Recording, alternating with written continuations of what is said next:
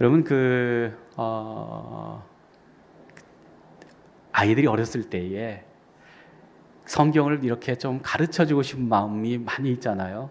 그래서 그 성경 이야기 같은 것도 이렇게 선물해서 읽어주고 하는 것, 이거 참 교육적으로 참 좋아요. 그래서 어떤 아버지가 아들을 들여다 놓고 부자와 나사로에 대한 이야기를 쭉 해줬다 합니다. 부자는 화려하게 살았어. 또 풍족하게 살았어.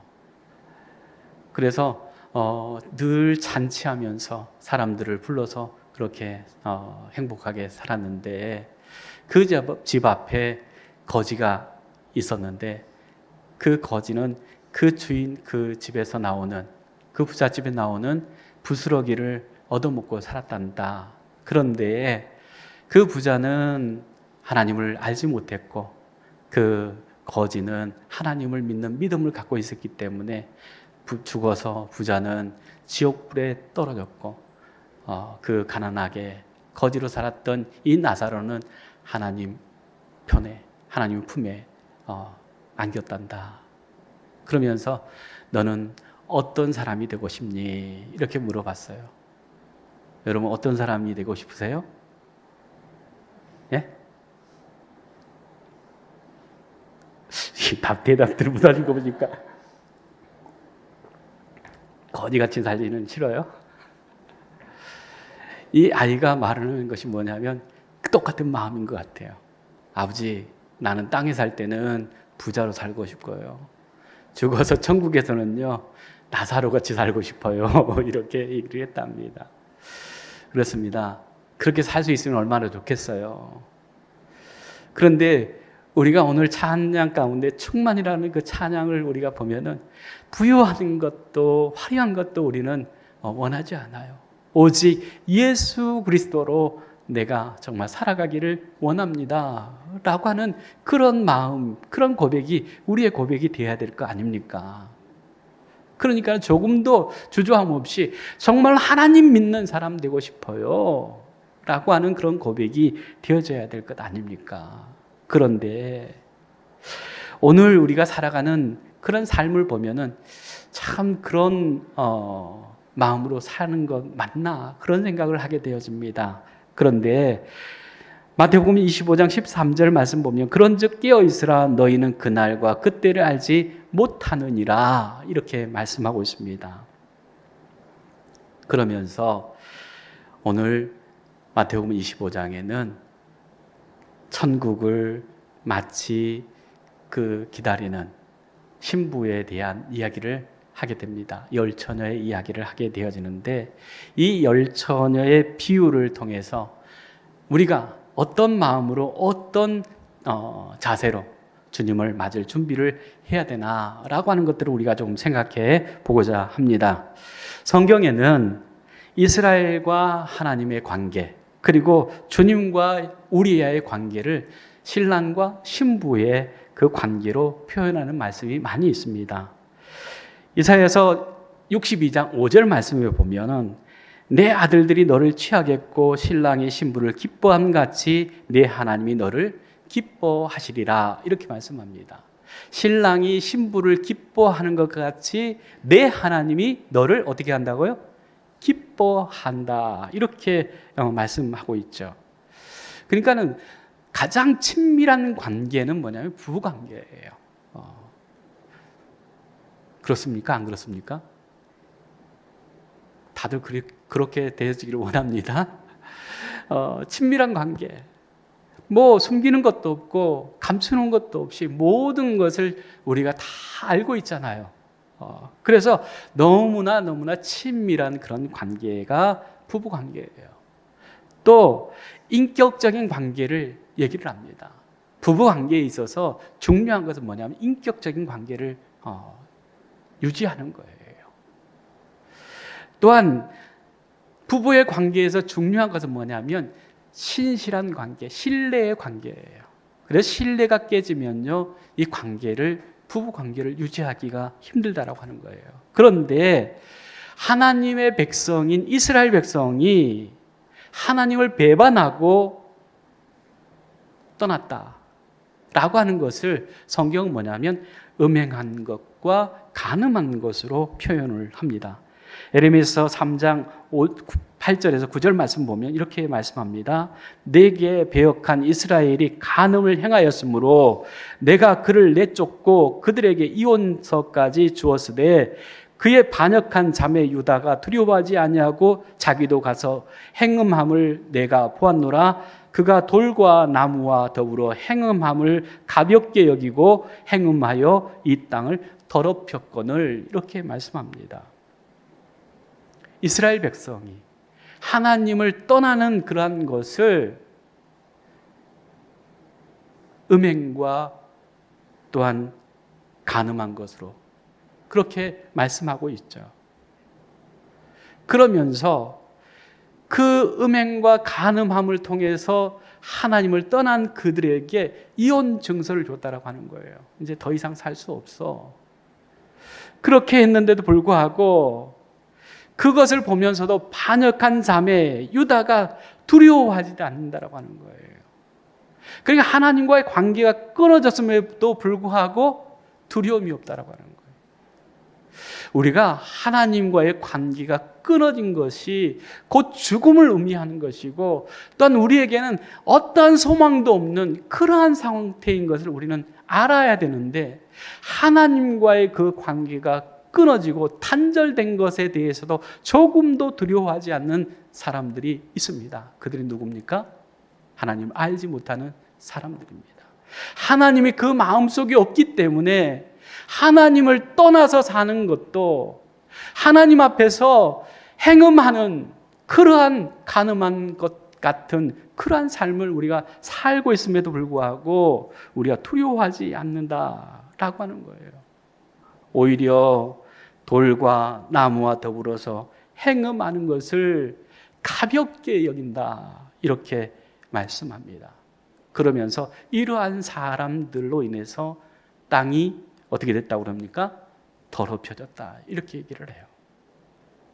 그런데 창세기 3장 17절 말씀 보면 하나님께서 범죄한 아담과 하와를 책망하시죠. 네가 어떻게 그렇게 할 수 있니? 얘기할 때에 하나님께서 주신 이 여자 때문에 또 하와는 이 뱀 때문에 내가 그렇게 했습니다. 이렇게 하잖아요. 그때에 뱀에게는 저주를 내리셨는데 또 아무 상관도 없는 그 땅이 저주를 받습니다. 그런데 그 땅이 저주받음으로 인해서 이 아담이 수고해서 땀을 흘려야만이 소산을 얻을 수 있게 되어졌다고 하는 거예요. 땅이 더럽혀지고 땅이 저주를 받는 것, 그것은 우리의 삶의 그 형태가, 생활이 더욱더 힘들고 어렵다라고 하는 거예요.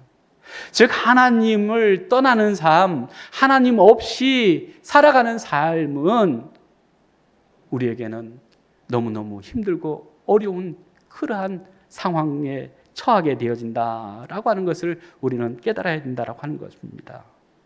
예레미야서 33장 31장 31절 말씀 보면 여호와의 말씀이니라 보라 날이 이르리니 내가 이스라엘 집과 유다 집에 새 언약을 맺으리라. 이 언약은 내가 그들의 조상들의 손을 잡고 애굽 땅에서 인도하여 내던 날에 맺은 것과 같지 아니할 것은 내가 그들의 남편이 되었어도 그들이 내 언약을 깨뜨렸습니다. 이렇게 말씀하고 있습니다. 하나님께서 이스라엘 백성과 약속하셨는데 애굽에 종살이하던 그 이스라엘 백성들을 구원하시면서 가나안 땅, 젖과 꿀이 흐르는 땅으로 인도해 내시지 않습니까? 그러면서 하나님께서 그들에게 복 주시고 은혜 베풀어 주셨지만 그들이 하나님을 배반했다, 떠났다라고 하는 거예요. 그렇기 때문에 또 하나님께서는 새 언약을 우리에게 주셨다라고 하는 거예요. 우리가 범죄하고 하나님을 떠나고 하나님을 배반하는 그래서 하나님을 두려워하지도 않고 또한 무서워하지도 않는, 가볍게 여기는 그러한 것들 때문에 정말로 하나님께서 얼마나 마음이 아프시겠습니까? 그런데 그 하나님이 마음을 바꾸셔서 그래도 구원하시고자 하시는 하나님의 그 사랑을 우리에게 보여주시지 않습니까? 그것이 바로 뭐냐면 예수 그리스도를 통한 새 언약이 준비되어졌다라고 하는 것을 우리에게 말씀해 주고 있습니다. 그러면서 예수 그리스도 새 언약의 예표로 오신, 정표로 오신 그 예수님께서 오늘 천국에 대한 얘기를 하시고 계시는데, 그 새 언약을 이루시기 위해 오신 예수님께서 오늘 천국에 대한 비유를 이렇게 10처녀의 비유로 말씀합니다. 마태복음 25장 1절 말씀 보면 그때에 천국은 마치 등을 들고 신랑을 맞으러 나간 10처녀와 같으니라, 이렇게 얘기를 합니다. 천국은 마치 등불을 들고 누구를 맞으러 가는 처녀와 같답니까? 신랑을 맞으러 나간 처녀와 같다, 이렇게 말씀합니다. 우리가 정말 예수님을 맞이할 신부인 것을 우리는 믿어야 되는 거예요. 그러니까 우리가 정말로 이 세상에 살아가면서 내가 무엇을 위해서 어떻게 살아가야 되는가라고 하는 것을 늘 우리는 생각해야 되는데, 나는 주님의 신부로서 살아가야 된다라고 하는 거예요. 그 주님의 신부된 우리가 무엇을 준비하고 어떻게 살아가야 되느냐라고 하는 것을 주님은 말씀하시는데, 주님의 신부는 기름을 준비해야 된다라고 하는 거예요. 그리고 깨어 있어야 된다, 이렇게 말씀합니다. 마태복음 25장 5절에서 8절 말씀 보면 신랑이 더디옴으로 다 졸며 찰새 밤중에 소리가 나되 보라 신랑이로다 맞으러 나오라 하며 이에 그 처녀들이 다 일어나 등을 준비할세 미련한 자들이 슬기 있는 자들에게 이르되 우리 등불이 꺼져가니 너의 기름을 좀 나누어 달라, 이렇게 얘기를 합니다. 주님이 원하지 않는 그 시간에 오셨다라고 하는 거죠. 빨리 오셨으면 되는데 더디 왔다라고 하는 거예요. 우리가 우리나라의 결혼식과 유대의 결혼식이 좀 다릅니다. 그건 뭐냐면 신랑이 신부 집으로 가서 지참금을 주고 그 신부를 이제 자기 집으로 데려오는 그러한 것으로 결혼이 이제 되어지는 건데, 이 신랑이 밤중에 더디 왔다라고 하는 거예요. 무슨 사정이 있었겠죠. 그런데 우리나라도 뭐냐면 결혼 전날 뭘 팝니까? 한 팔잖아요. 그런데 한 팔 때 어떻게 팝니까? 신랑이를 하잖아요. 한 걸음 뛸 때마다 그 뭐예요? 깔아야 되잖아요. 그런데 아니 안 그래도 마음에 안 드는데 자꾸 친구들이 뭐 돈 더 깔라 하니까는 신경질 나가지고 야 가! 뭐 그러면서 이제 보내버리려고 하는 사람도 있잖아요. 나 마음에 안 드니까 너 가. 그러면 늦어지는 거 아니에요. 그런데 이 유대에도 결혼하는 그 시간이 밤중에 있는 것이고, 또한 그 밤중에 그 여러 가지 상황들이 있어져서 이 신랑이 늦게 올 수도 있다라고 하는 거예요. 그런데 늦게 오든 빨리 오든 신부는 어떻게 준비해야 되느냐? 맞이할 준비를 해야 된다라고 하는 거죠. 그것을 등불로 얘기를 합니다. 그런데 이 등불에 뭐가 없다는 겁니까? 기름이 없다라고 하는 거예요. 그러니까는 이 슬기 있는 이 여자들이 이것을 보니까 우리 쓰는 것도 부족하고 너희가 기름이 필요하다고 하는데 그걸 우리가 나눠주면 우리도 부족하니까 차라리 가서 파는 자에게 사와라, 이렇게 얘기를 합니다. 그런데 10절 말씀 보면 그들이 사러 간 사이에 신랑이 왔다라고 하는 거죠. 그래서 준비했던 이 여자들은 그 신랑을 맞이하고 이 신랑이 들어가자 문이 닫혀버립니다.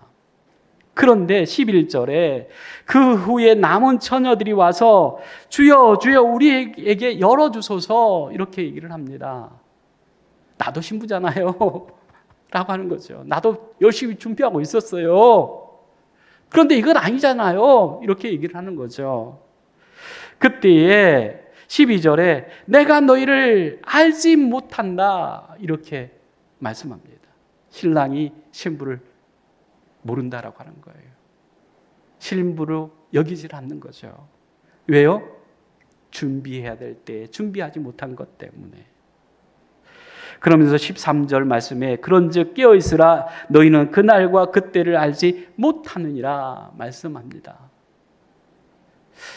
새벽 기도 때 제가 말씀을 드렸는데 이 재림에 대한 그 관심들을 이상한 때 가지는 사람들이 있어요. 뭐냐면 그때와 그 시를 꼭 알고자 하는 사람들이 있어요.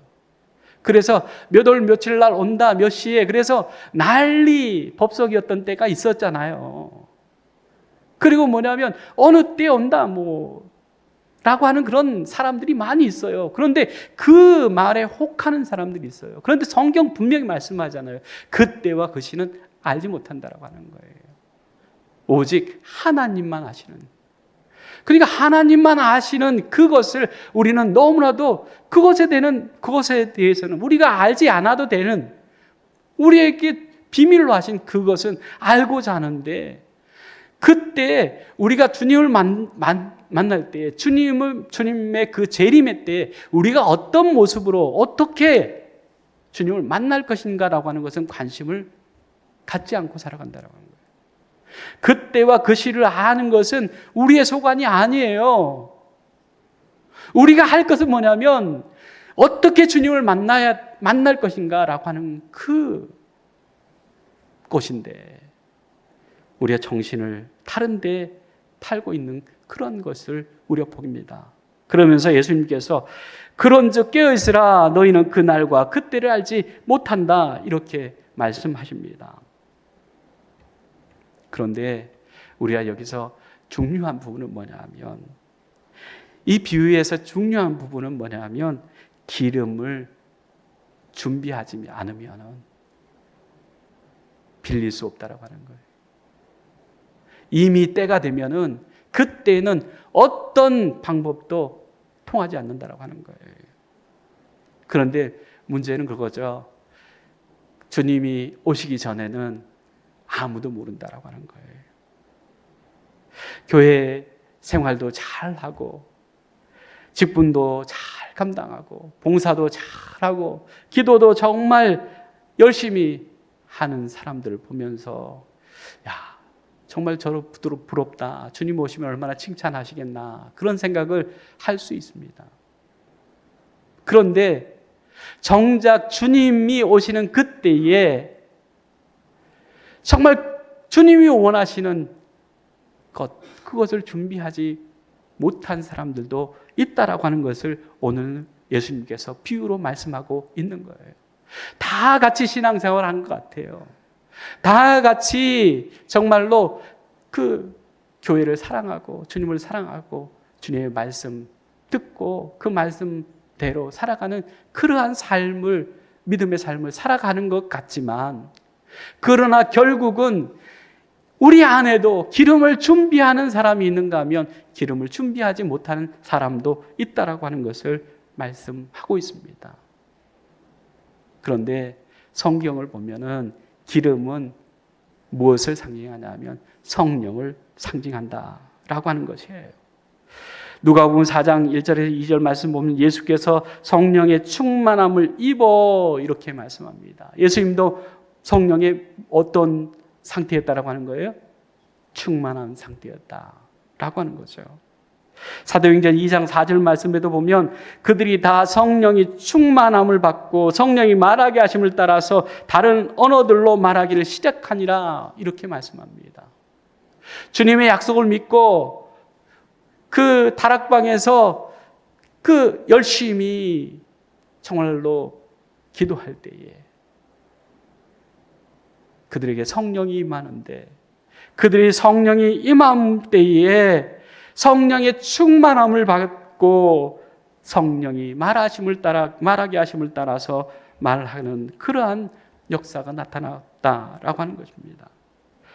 사도행전 7장 55절에도 스데반이 성령 충만하여 이렇게 얘기를 해요. 스데반이 성령 충만하여 하늘을 우러러 주목하여 보니까는 그 하나님의 영광, 예수님께서 그 하나님 우편에 앉아 계시는 것, 서 계시는 것을 보았다라고 하는 것을 말씀해 주고 있습니다. 사도행전 13장 52절 말씀에도 제자들은 기쁨과 성령이 충만했다라고 기록하고 있습니다.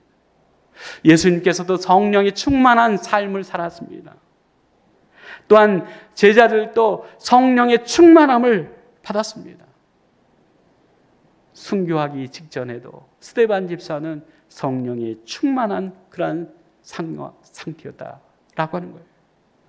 또한 제자들도 기쁨과 성령이 충만한 그러한 삶이 있었다라고 하는 것이에요.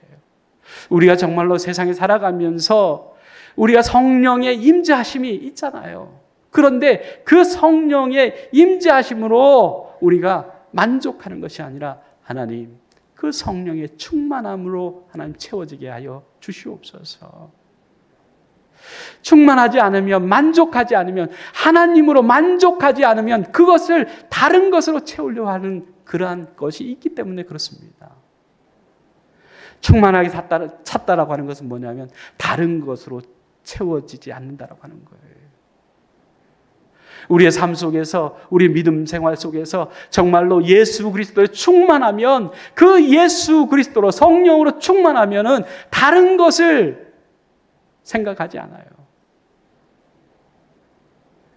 이스라엘 백성들이 우상을 숭배하는 이유가 뭡니까?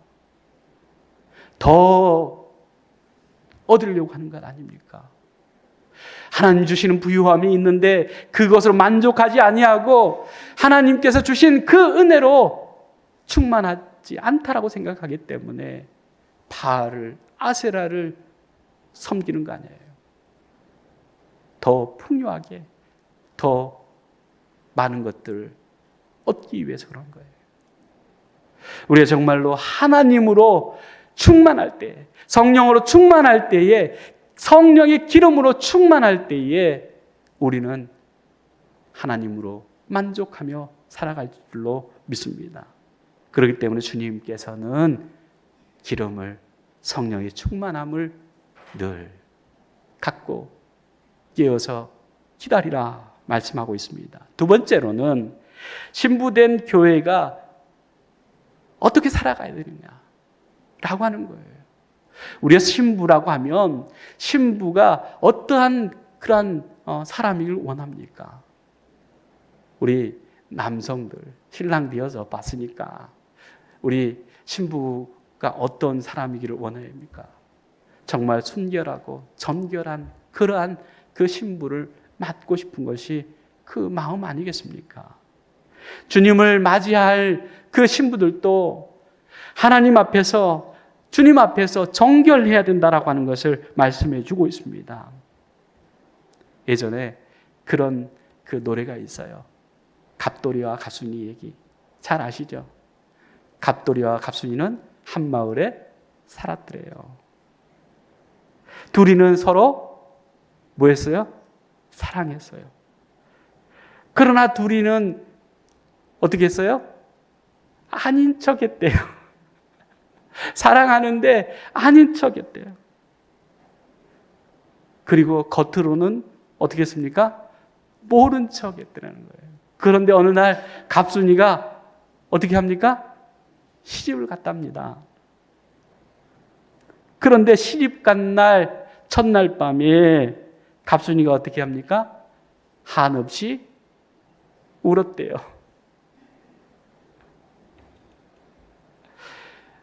그러나 겉으로는 안 그런 척 했답니다.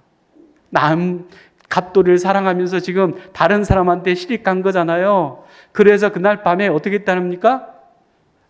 갑돌이가 생각나서 울었다는 거예요. 그런데 그것을 어떻게 합니까? 말할 수 없으니까는 속였다라고 하는 거예요. 안 그런 척 했다는 거예요. 신랑이 그것을 알면 어떻게 되겠습니까? 그런데 갑돌이는 어떻게 했습니까? 화가 났대요. 갑순이가 시집 가버리니까. 그래서 갑돌이도 장가 갔어요. 그런데 장가 간 그날 뭐 보면서요? 달 보면서. 달 보면서 갑순이를 생각했다 합니다. 그러면서 속으로는, 겉으로는 어떻게 해요? 안 그런 척 고까지껏 했답니다. 어때요? 이 두 사람 행복하게 살겠습니까? 또 그 남편이나 그 아내가 그러한 남편, 그러한 아내를 생각할 때 정말로 존중하고 사랑하고 싶은 마음이 있겠습니까? 우리가 정말 예수 그리스도의 신부다라고 하는 것을 우리가 깨달으면 예수 그리스도의 신부로서 우리가 어떻게 살아가야 될 것인가라고 하는 것을 분명히 알아야 되죠. 그러면 주님만 바라보면서 주님 사랑해요. 주님 내가 사랑하기 때문에 주님 맞이할 준비를 내가 이렇게 하고 있어요. 그렇게 해야 될 거 아닙니까? 그런데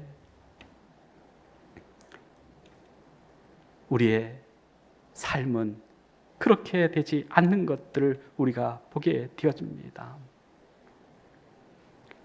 그래서 정말로 하나님 앞에서 주님의 신부된 교회는 어떻게 해야 되냐? 계시록 19장 7절 8절 말씀 보면 우리가 즐거워하고 기쁘게 하며 그의 영광을 돌리세 어린 양의 혼인 기약이 이르렀고 그의 아내가 자신을 준비하였으므로 그에게 빛나고 깨끗한 세마포 옷을 입도록 허락하였으니 이 세마포 옷은 성도의 뭡니까? 옳은 행실이로다. 이렇게 말씀합니다. 또 고린도후서 11장 2절 말씀 보면 내가 하나님의 열심으로 너희를 위하여 열심을 내노니 내가 너희를 정결한 처녀로 한 남편인 그리스도께 드리고자 중매함이로다 라고 하는 거예요. 사도 바울이 정말로 복음을 전하면서 어떻게든지 거룩한 주님의 그 신부로 예수님과 중매하기 위해서 살았다라고 하는 거예요. 죄인된 우리가 정말 예수 그리스도의 보혈의 그 피로 정결함을 입고 예수 그리스도의 그 정결한 신부로서 주님을 만날 수 있도록 중매하는 일을 이 바울이 했다라고 하는 것이죠. 계시록 14장 4절에서 5절 말씀 보면 이 사람들은 순결한 자라 어린 양이 어디로 인도하든지 따라가는 자며 사람 가운데에서 속량함을 받아 처음 익은 열매로 하나님과 어린 양에게 속한 자들이 그 입에 거짓말이 없고 흠이 없는 자들이라 이렇게 얘기를 합니다. 히브리서 13장 4절 말씀 보면 결혼을 귀히 여기고 침소를 더럽히지 않게 하라 음행하는 자들과 간음한 자들을 하나님이 심판하시리라 말씀합니다. 우리는 하나님 앞에 주님 앞에 신부된 자로서 하나님 보시기에 주님 보시기에 신랑 보시기에 정결한 순결한 사람으로 주님의 인도함을 받는 삶을 믿음을 갖고 살아가는 것이 중요하다라고 하는 것을 말씀해 주고 있습니다. 우리 목양의 모든 성도님들 정말로 주님의 거룩한 신실한 정결한 신부 되기 위해서 늘 우리의 삶에 그리스도 외에는 다 정리하시고 오직 주님만 바라보면서 성령의 충만함으로 채워져서 하나님의 나라와 하나님의 그 은혜를 사모하며 기다리는 저희들 되어지기를 간절히 주의 이름으로 축원합니다. 마지막 세 번째로는 신부된 교회는 신랑 대신 그리스도께 어떻게 해야 됩니까? 복종해야 된다라고 하는 거예요.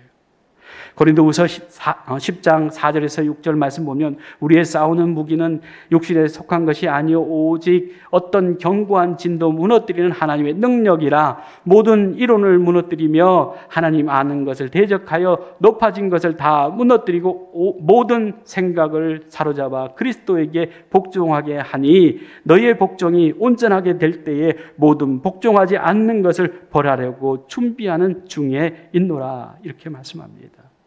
우리는 오직 그리스도로 복종되어지는 삶을 우리는 준비하는 사람들이다 라고 하는 거예요.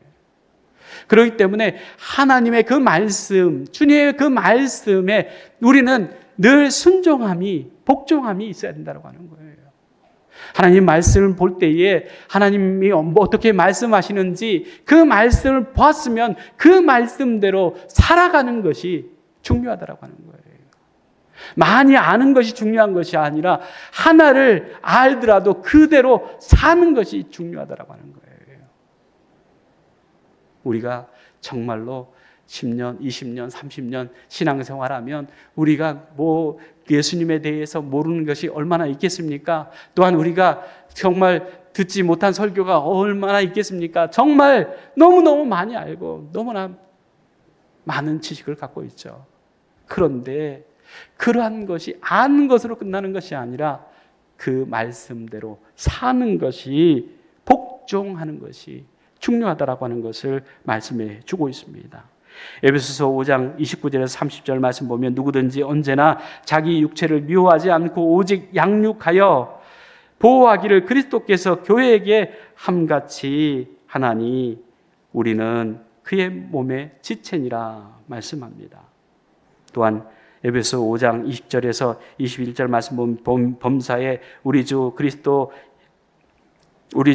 예수 그리스도의 이름으로 항상 아버지 하나님께 감사하며 그리스도를 경외함으로 피차 복종하라 말씀합니다. 우리는 그리스도께 복종해야 되는 존재입니다. 아멘. 하나님의 말씀에 복종해야 돼요.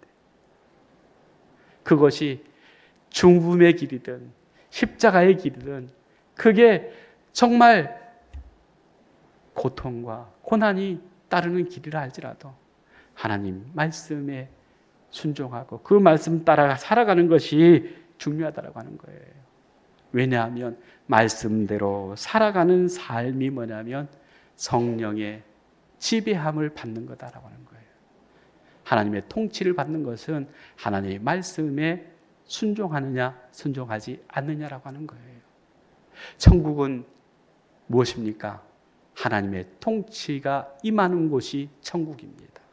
여러분, 천국에 사시는 방법이 있어요. 그것은 뭐냐면 하나님의 말씀에 순종하고 그 말씀에 통치를 받는 삶이 우리에게는 성령 충만한 삶이고 천국의 삶인 것을 늘 깨닫고 그리스도와 함께 사는, 그리스도가 우리의 신랑 되신 것을 깨닫고 주님의 그 신부로서 좋은 신부로, 정결한 신부로, 거룩한 신부로, 신실한 신부로 늘 깨어있는, 준비하고 깨어있는 우리 목양의 모든 가족들 되기를 간절히 주의 이름으로 축원합니다. 기도하겠습니다. 사랑의 하나님, 참 감사합니다. 우리는 주님의 신부로 준비해야 될 주님의 정결한, 신실한, 순결한 신부인 것을 우리가 늘 생각하면서 그 신실한 신부, 정결한 신부의 삶은 신랑 되신 주님의 말씀에 순종하고 복종하는 삶인 것을 우리가 늘 생각하면서 그리스도의 말씀에 순종함으로 주님의 다스림과 통치로 천국을 살아가는 저희들 되게 하여 주시옵소서. 예수님의 이름으로 기도리옵나이다. 아멘.